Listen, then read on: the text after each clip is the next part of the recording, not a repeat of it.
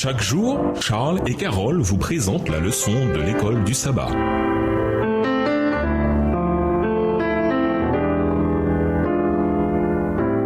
Bienvenue dans votre émission Dieu nous parle. Nous voilà à la leçon de lundi, chez Corneille. À Joppé, Pierre resta chez un certain Simon, un tanneur de métier. Acte 9, verset 43. Entre-temps, à Césarée, à environ 40 km de Joppé, vivait un centurion romain du nom de Corneille. Lui et sa maison étaient des adorateurs de Dieu, même s'ils n'avaient pas adhéré formellement au judaïsme, ce qui signifie que Corneille était toujours un païen incirconcis. Dans une vision envoyée par Dieu, il reçut l'ordre d'envoyer des messagers à Joppé et d'inviter Pierre à lui rendre visite. Acte 10, versets 1 à 8. Lisons Acte 10, les versets 9 à 16, 28, 34 et 35. Qu'a vécu Pierre et comment a-t-il interprété cet événement? Acte 10, les versets 9 à 16. Le lendemain, comme ils étaient en route et qu'ils approchaient de la ville, Pierre monta sur le toit vers la 6e heure pour prier. Il eut faim et il voulut manger. Pendant qu'on lui préparait à manger, il tomba en extase. Il vit le ciel ouvert et un objet semblable à une grande nappe attachée par les quatre coins qui descendait et s'abaissait vers la terre, et où se trouvaient tous les quadrupèdes et les reptiles de la terre et les oiseaux du ciel. Et une voix lui dit, « Lève-toi, Pierre, tue et mange. » Mais Pierre dit, « Non, Seigneur, car je n'ai jamais mangé de souillé ni d'impur. » Et pour la seconde fois, la voix se fit entendre à lui. « Ce que Dieu a déclaré pur, ne le regarde pas comme souillé. » Cela arriva jusqu'à 3 fois, et aussitôt après, l'objet fut retiré dans le ciel. Verset 28. Vous savez, leur dit-il, qu'il est défendu à un juif de se lier avec un étranger ou d'entrer chez lui. Mais Dieu m'a appris à ne regarder aucun homme comme souillé et impur.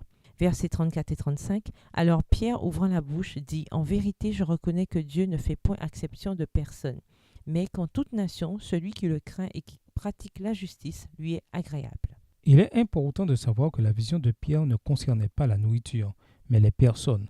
C'est vrai, il était près de midi, Pierre avait faim, et la voix lui a dit de tuer et de manger. Pourtant, Dieu s'est servi de la vision non pour supprimer la distinction entre animaux purs et impurs, mais pour enseigner à Pierre le caractère inclusif de l'Évangile. La vision était explicitement prévue pour briser la résistance envers les gentils. L'idée de Pierre, c'est que s'il entrait dans la maison de Corneille et communiait avec lui, il se souillerait et deviendrait ainsi inapte à adorer dans le temple ou à se tenir dans la présence de Dieu. Les Juifs de Judée et des régions environnantes du 1er siècle ne s'associaient pas aux idolâtres incirconcis. Le problème se situait au niveau de la théologie contemporaine, qui excluait les gentils de la communauté d'Israël. Cette vision des choses était devenue une perversion du but même de l'existence d'Israël en tant que nation, qui devait atteindre le monde avec la connaissance du vrai Dieu. Du fait que la circoncision était le signe de l'alliance abrahamique, les gentils incirconcis étaient séparés et traités avec mépris. Ils n'avaient absolument aucune part dans les bénédictions de l'alliance, à moins d'accepter la circoncision et de devenir juifs.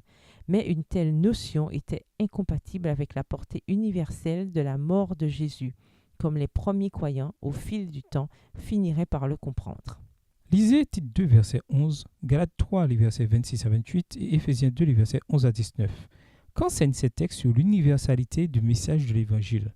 Que devrait-il nous indiquer sur combien il est mal pour les chrétiens de nourrir des préjugés envers quel groupe, que ce soit sur la base de l'origine? Et nous vous laissons avec la question du jour. Que nous enseignent les disciples au sujet du témoignage et de la patience lorsque nous nous confions en Dieu et lui permettons de livrer nos batailles? Au revoir. Et à demain si Dieu veut. Dieu nous parle.